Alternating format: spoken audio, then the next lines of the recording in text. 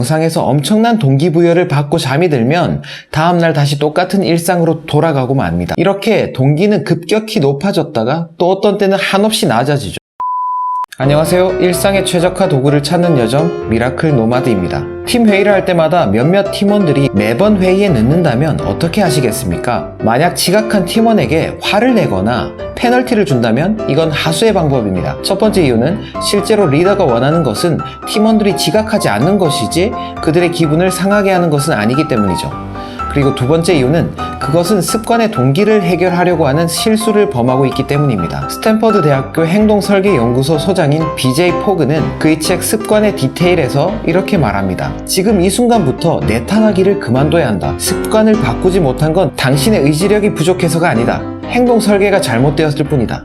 의지력은 원래 매일 달라집니다. 영상에서 엄청난 동기부여를 받고 잠이 들면 다음날 다시 똑같은 일상으로 돌아가고 맙니다. 이렇게 동기는 급격히 높아졌다가 또 어떤 때는 한없이 낮아지죠. 그러니까 의지력이 높든 낮든 동기부여가 되든 안 되든 행동할 수 있도록 행동을 설계하는 것이 중요합니다. BJ 포그는 행동 설계 공식에 대해서 이렇게 말합니다. 행동이 일어나려면 동기부여와 능력과 자극이 필요합니다. 이 세 가지의 우선순위도 중요한데요. 자극이 가장 중요하고 능력이 그 다음으로 중요하고 동기가 마지막으로 중요하죠. 다시 팀회의 이야기로 돌아가서 행동 설계 공식을 대입해 봅시다. 다음과 같이 순서대로 질문을 해봅니다. 자극, 그 행동을 촉발할 자극이 있는가? 능력, 무엇이 그 행동을 어렵게 만드는가? 동기부여, 어떻게 행동을 하도록 동기부여를 할 수 있는가? 문제를 해결하기 위한 첫 번째는 자극입니다. 회의에 자주 지각하는 팀원들에게 회의 시작 1시간 전 또는 30분 전에 미리 문자를 주거나 회의 알람을 설정해 둘 수가 있겠죠. 만약 이게 효과가 없다면 다음으로 넘어갑니다. 문제를 해결하기 위한 두 번째는 능력입니다.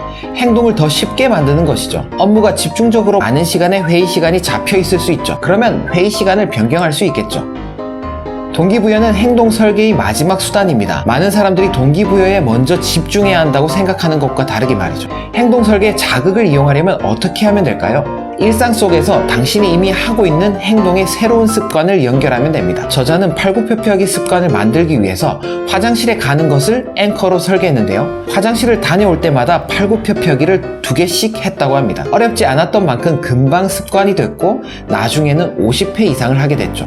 행동 설계의 능력을 이용하려면 어떻게 하면 될까요? 작게 시작하면 됩니다. 매일 5km 걷는 것을 습관으로 삼고 싶다면 가장 먼저 해야 할 일은 걷기 좋은 신발을 신는 것입니다. 그리고 스스로에게 말하는 거죠. 걸을 필요는 없어. 매일 운동화를 신기만 하면 돼. 운동화를 신는 것이 습관이 되면 걷는 게 그리 어렵게 보이지 않게 됩니다. 그리고 일단 걷기 시작하면 동네 한 바퀴를 걷게 되죠. 그럼 행동 설계의 마지막 동기부여를 이용하려면 어떻게 해야 될까요? 습관으로 만들고자 하는 행동을 하면 스스로 축하하는 것입니다. 사람에게는 승리의 감각이 필요한데요. 승리했다는 감각을 느끼면 뇌는 방금 했던 행동을 인식하고 기억합니다. 뇌의 보상 회로가 활성화되는 거죠. 예를 들어 습관으로 삼은 행동을 한 후에 대단해, 잘했어, 역시 나야 이런 식의 말들을 하는 것만으로도 뇌의 보상 회로가 활성화됩니다. 오늘은 의지력과 상관없이 습관을 만들 수 있는 방법에 대해서 다뤄봤습니다. 이제 나는 의지가 없어서 안 된다는 말은 해선 안 되겠죠. 더 이상 게으른 자신을 탓하지 말고